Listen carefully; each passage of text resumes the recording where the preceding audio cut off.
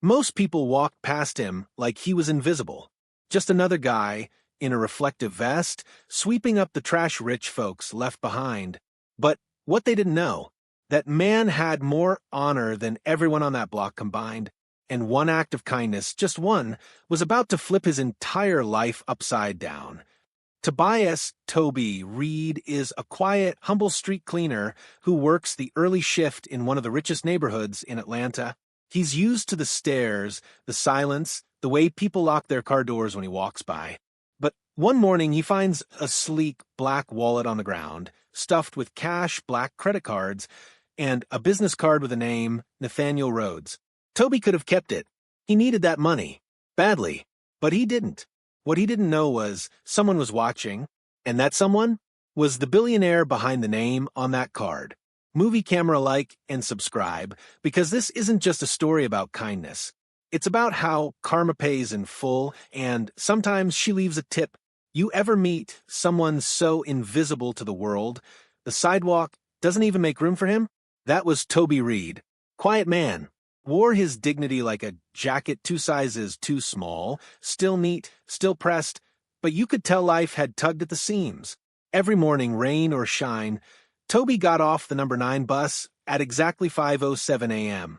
His stop was just outside the Buckhead district, the rich part of Atlanta where Range Rovers lined up at stop signs and nobody ever looked down unless they dropped their iced coffee.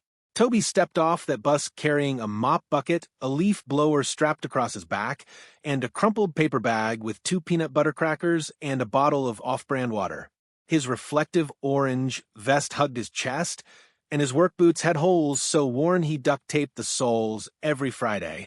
He was 42 years old, dark-skinned, tall, shoulders slightly curved forward from years of lifting more than he should have. There was something gentle about him, something you wouldn't notice unless you really looked. Most people didn't. He swept their mess, picked up their empty takeout boxes, beer cans, shattered scooter parts, and candy wrappers kids dropped without a second thought. He moved from one end of the block to the other with slow, steady grace. He didn't complain. He didn't rush. And he didn't miss a single spot. Toby used to work construction. That was before the site shut down and the company ghosted half the crew without paying out their last 2 weeks. His wife left 6 months later. She was tired of struggling, tired of renting, tired of being poor. You got a big heart, Toby, she said, packing her bags. But love don't feed people. He didn't blame her. Couldn't. Now he lived alone in a 1-room unit above a laundromat. The fridge buzzed like a dying wasp, and the ceiling fan clicked on every third turn. Rent was always late. His phone had been cut off twice this year already. He hadn't had a real meal in days. Peanut, butter, dry noodles, and sometimes, if he had an extra $1, a cup of instant mashed potatoes from the corner store. But every morning, Toby was there. On time. Vest zipped. Shirt tucked. He did the job nobody wanted and still smiled when someone said good morning, though that didn't happen often. Only one person ever really acknowledged him. Miss Geneva. She walked her old poodle, Prince, every morning at 6 sharp. You the only one keeping this city from drowning in trash, she'd say, waving as she passed. They don't see you, but I do. Sometimes she brought him biscuits. Nothing fancy, just homemade ones, soft and warm, wrapped in foil. He never asked. She never stayed. But it was enough to remind him he existed. That Tuesday morning, the sky was just starting to crack open when Toby spotted it. At first, he thought it was just another old phone case or someone's makeup bag. It was half buried under a Starbucks cup next to a recycling bin. But something about the leather caught his eye. He bent down, brushed it off, and felt the weight immediately. It was a wallet. He flipped it open. Inside was a driver's license, a few sleek black cards with silver letters, and a business card that looked like it cost more than his whole apartment. Nathaniel Rhodes. Rhodes Capital Group. Power with purpose. Toby didn't know the name, but the words carried weight. Sounded like someone important. Someone rich. And then he saw the money. Cash. A thick stack of it. Clean, crisp bills. 50s and 100s. No folds. No damage. No reason this much cash should be lying next to a trash can. He looked around. Nobody. Just the wind. A few birds. A black SUV parked across the street, engine still warm. Toby's fingers tensed around the wallet. He held it close to his chest, like it might blow away. He unzipped his backpack and slid it inside. Then he picked up his broom and kept sweeping. All shift, he thought about it. What if he kept it? $5,000, maybe more. He could pay rent for 3 months, buy groceries, get a new pair of boots, maybe even visit his little brother in Macon, something he hadn't done in 2 years. The thought lingered, but every time he imagined spending that money, he heard his mama's voice. If it don't belong to you, don't even look at it too long. At 9:14 a.m., his shift ended. He clocked out at the sanitation lot, changed into a clean polo, and took the train to the address on the card. It was a house, not an office. No, scratch that. It was a mansion. Wrought iron gate. Ivy crawling across white stone. Security cameras in every corner. The kind of place where your shoes make noise on the driveway. Toby walked up and rang the buzzer. A voice came through the intercom. Calm. Dismissive. This is a private residence. Hi, I think I found something. A wallet. It belongs to Mr. Rhodes. Pause. Leave it in the box. Toby looked around. A black metal box, open near the gate. Can I just make sure he gets it? Sir, the voice snapped. We're not interested in sales or solicitations. Leave the property. And just like that, the call ended. Toby stared at the camera lens. His fingers hovered over the wallet for one last second. Then he dropped it in the box, zipped up his bag, and turned away. He walked to the bus stop. No thank you. No handshake. Just silence.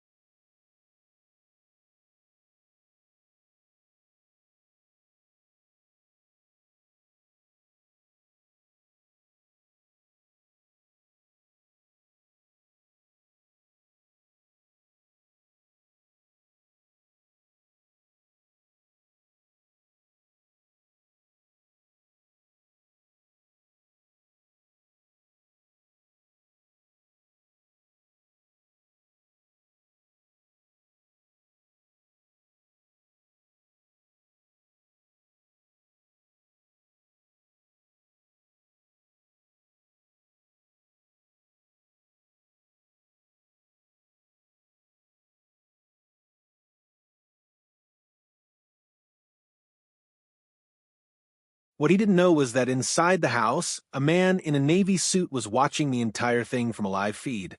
Nathaniel Rhodes. Mid-50s. Clean cut. Not flashy. Just sharp in a quiet way. He watched Toby stand there, ignored. He watched him hesitate before letting go of something that could have saved him. He watched him walk away without asking for anything.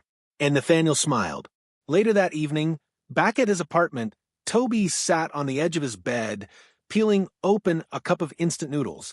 He had no broth, so he poured in hot water and stirred it with a plastic spoon. He didn't have much, but he still had himself. That counted for something. Downstairs, a car pulled up. Quiet. Black. Windows tinted. Toby didn't notice.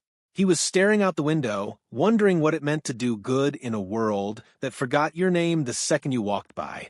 In the car, Nathaniel looked up at the small, square window on the second floor. That's the one, he said to his driver. The engine turned off, and somewhere in the darkness, a plan was already in motion. He returned the wallet. He didn't expect someone to show up at his door the next morning. The next morning, the sun came up hard. No clouds, just a burning sky and the sound of city life rising in layers. Toby was getting ready for work, like always. Shirt tucked in, vest folded over the back of his door, cracked boots laced tight.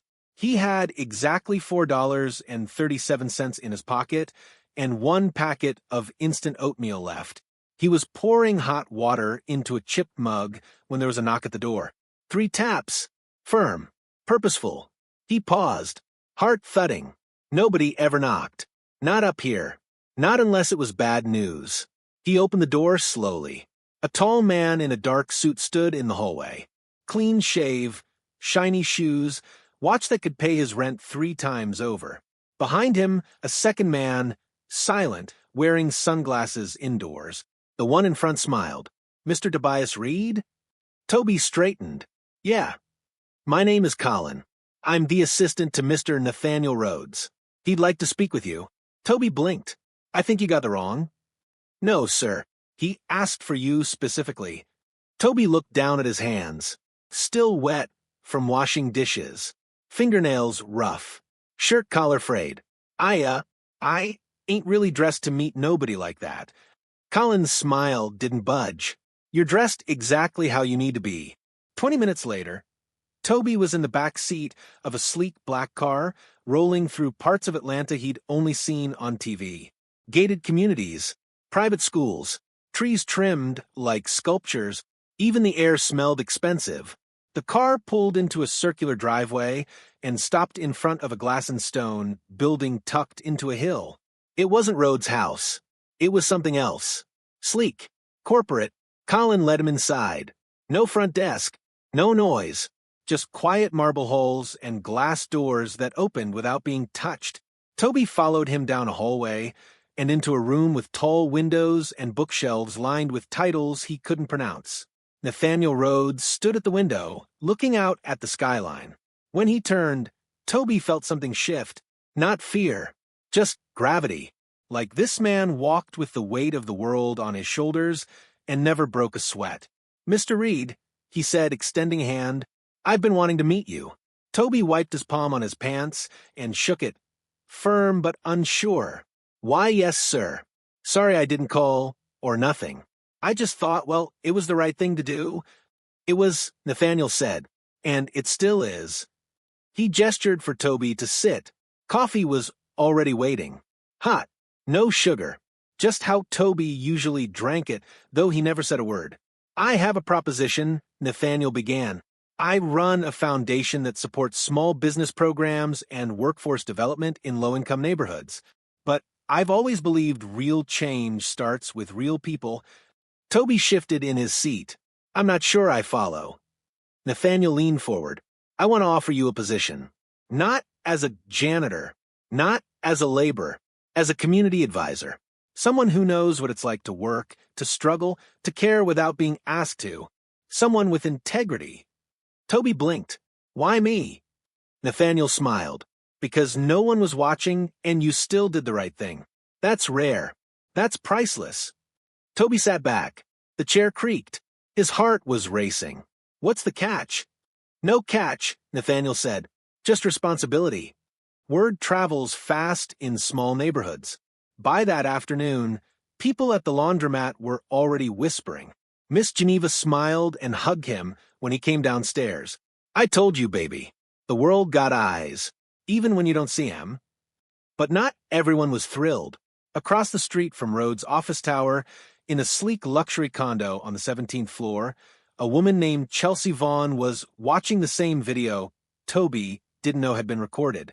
She was the vice president of public affairs at a local development firm, the kind of person who wore expensive blouses and never said, "Excuse me," when she cut in line.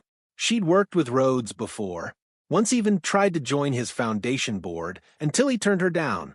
Now, seeing this unknown man, this trash guy, as she muttered under her breath, being offered a seat at a real table, she didn't like that one bit. And Chelsea was not the type to sit quietly. The next morning, Toby showed up to his old job to give notice. His supervisor barely looked up. You quitting? Huh. You finally get tired of being poor? Toby smiled. Something like that. He shook the man's hand anyway. By that Friday, he was seated at a meeting room in Rhodes Capital Group, wearing a borrowed suit from the nonprofit wardrobe bank Nathaniel had quietly arranged for him.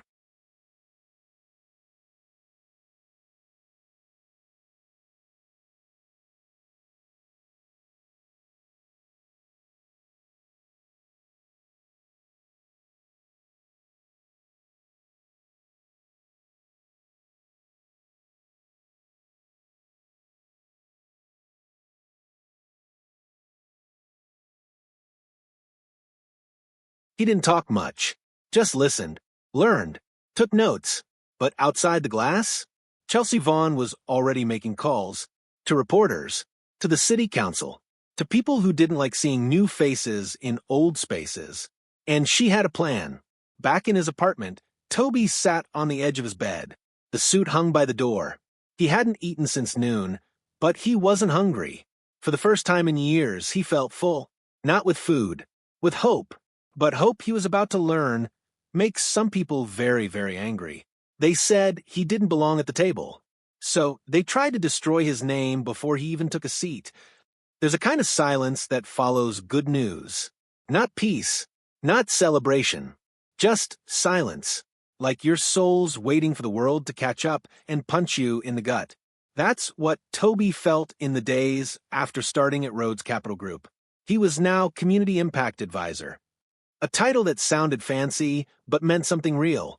He was being paid well. He had a desk, a badge, a work phone. His name, Tobias Reed, was on the door. But with the rise came the whispers. At first it was subtle. He noticed the way some of the staff looked at him. Not with hate, but with that kind of corporate curiosity that says, "Who let you in?" One woman asked him if he was shadowing someone from facilities. Another handed him her coffee order like he was an intern. Toby didn't say a word, just kept showing up. On time, prepared, professional. But someone didn't like that. Her name was Chelsea Vaughn. She wasn't loud. She didn't yell. She didn't even raise her voice. Chelsea destroyed people with emails and smiles. She had worked her way up through politics, media, and private development. Her contacts stretched from city hall to newsrooms to boardrooms. And when she saw Nathaniel Rhodes elevate a man like Toby, a man she'd seen sweeping curbs just weeks earlier, she didn't see inspiration. She saw a threat. So she started digging. She called a reporter from a conservative local news outlet, fed them a story. Tobias Reed, a former sanitation worker with no formal qualifications, is now advising one of the most powerful philanthropic institutions in Atlanta. She didn't stop there. She hinted at mismanagement. Is Rhodes Capital becoming reckless with its hires? She called a former HR director who didn't like Nathaniel's style, fed them talking points. Then she made her boldest move yet. She hired a private investigator to pull Toby's record. And she found something. Toby had been arrested 15 years earlier. It was a dumb mistake. Wrong place, wrong time. He'd been riding in a car with two friends from his old neighborhood. One of them had stolen goods in the trunk. Toby didn't know. They were all arrested. Toby never got convicted. The charges were dropped, but the mugshot still existed. Chelsea had it, and she leaked it. On Wednesday morning, Toby stepped off the elevator and noticed everyone staring at him. Whispers, phones out. Then he saw it, the headline on someone's screen. From mugshot to million-dollar desk, the real story of Tobias Reed. He froze. The photo, his face, black and white, young, tired, lost. He hadn't seen that picture in over a decade. His palms went cold. He turned and walked to his office, shut the door, and sat down, staring at his nameplate like it belonged to someone else. That afternoon, he was called upstairs. Nathaniel was waiting. The room was quiet. No smiles this time. Toby braced for it. "I didn't lie," he said, before Nathaniel could speak. "I just didn't think it mattered. That was a different life, a different me." Nathaniel nodded slowly. "I know." Toby looked up. "You do?" Nathaniel opened a folder. Inside was the same mugshot. "I knew about this the second we offered you the job. I had to. We vet everyone." Toby's throat tightened. "And you hired me anyway?" Nathaniel looked him dead in the eye. "You didn't steal that wallet, Toby. You could have, but you didn't. That tells me more about you than a mistake made when you were 27 and scared." Toby swallowed hard. "But the press? The press is temporary. Character isn't." Still, the damage was done. Toby couldn't walk into a room without feeling eyes on his back. An anonymous email was sent to staff accusing Rhodes Capital of lowering standards. One board member resigned in protest, calling it a dangerous precedent. The pressure was rising. Toby wanted to quit, walk away, go back to something simple, something quiet. But then, something unexpected happened. The older black woman from the front desk, Miss Rhonda, brought him lunch, wrapped in foil, still warm. "Figured you could use a home-cooked meal," she said. He opened the foil. biscuits, greens, a piece of fried catfish. Toby smiled for the first time in days. "You know what people don't like about you, baby?" she said, sitting on the edge of his desk. "They don't like that you didn't stay where they put you."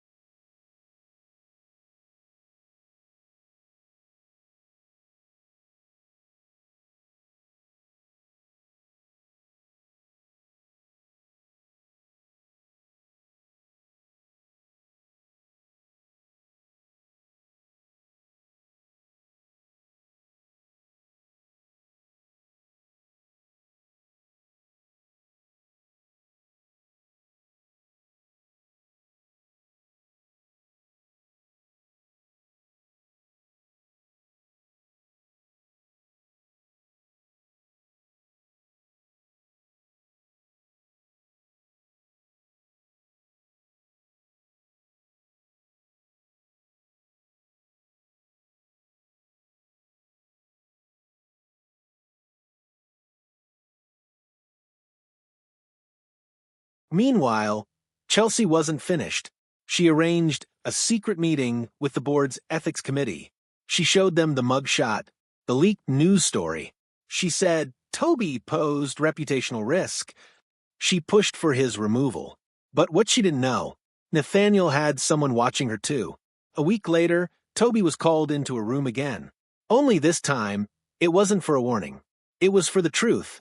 Nathaniel handed him a file. Inside, screenshots, emails, recordings. Chelsea had orchestrated everything. And now, she was the one under investigation. Toby sat back, stunned. He looked at Nathaniel.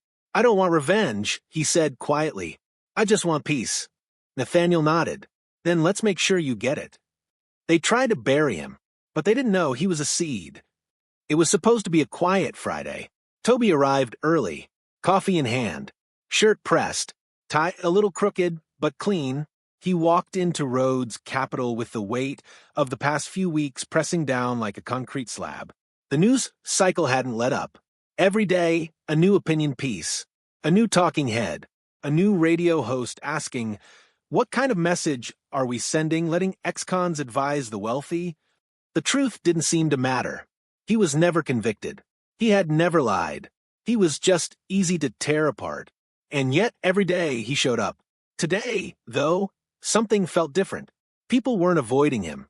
They were staring again. But this time, with confusion. Whispers passed between interns. A few glances turned into wide eyes. Then into murmurs. Then into gasps. He got to his desk. His phone had 17 missed calls. His inbox was exploding. Then the door opened. It was Miss Rhonda. "You need to see this," she said, holding up her phone. On the screen was a live stream. Chelsea Vaughn, standing outside the Rhodes Foundation's front entrance. Microphones, cameras, flashbulbs, reporters packed in. She was crying, not sobbing, not breaking, just performing. "They're trying to silence me," she said into the mic. "All I did was raise concerns about the direction of this institution. And now, I'm being punished for telling the truth." The reporters leaned in. "And what truth is that, Ms. Vaughn?" She sniffled. "That hiring someone with a criminal record, someone with no formal education, no qualifications, is a dangerous precedent. If that makes me a villain, then so be it." One reporter asked, "Are you saying you were forced out?"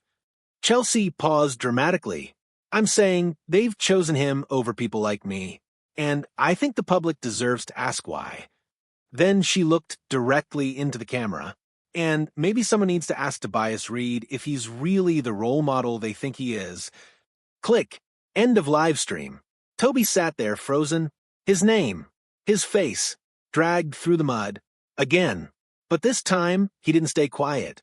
He stood, buttoned his jacket, walked straight into the boardroom, where Nathaniel was already in a meeting. "Sir," Toby said, steady voice, "I want to speak. Publicly." Nathaniel looked up, surprised. Then he smiled. "I was hoping you'd say that."